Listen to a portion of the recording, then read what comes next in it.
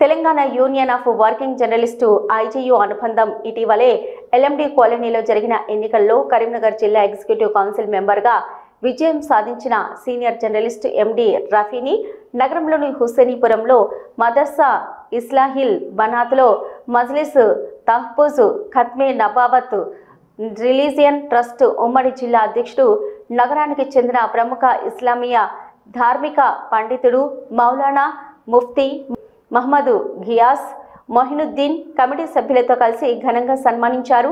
ఈ సందర్భంగా ముఫ్తీ ఘియాస్ మొహినుద్దీన్ మాట్లాడుతూ ఎండి రఫీ జర్నలిజం రంగంలో మాత్రమే కాకుండా ప్రజల సమస్యలపై కూడా తనదైన ముద్ర వేశారని, ఇస్లామియా ధార్మిక సేవలు గత 20 సంవత్సరాలుగా విశేషంగా సేవలందించారని, ఆయన విజయం జర్నలిస్టుల హక్కుల సాధనకు ఉపయోగపడాలని ఆశిస్తున్నానని అన్నారు।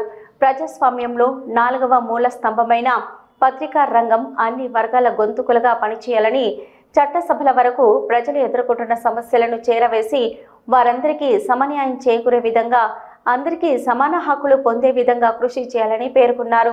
సన్మానించిన వారిలో ఉపాధ్యాయుడు అహ్మద్ హిఫ్టీ, ప్రధాన కార్యదర్శి కలీం షరీఫ్, సభ్యులు అబ్దుల్ రాఫీ, హఫీజ్ అబ్దుల్ హమీద్, హామిర్ సజా మస్జిద్ ఇమాం, ముఫ్తీ ముసేబ్ తదితరులు ఉన్నారు।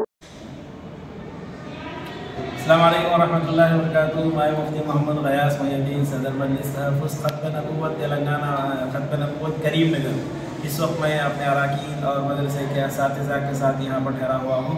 हमारे मजलिस तहफ़्फ़ुज़ ख़त्मे नबूवत के मीडिया सेल के इंचार्ज जनाब मिर्ज़ा रफ़ी बेग साहब करीमनगर, जो TUWJ के एग्जीक्यूटिव मेंबर के हैसियत से भारी अक्सरियत के साथ मुंतखब होने पर उन्हें तहनीत पेश की गई है।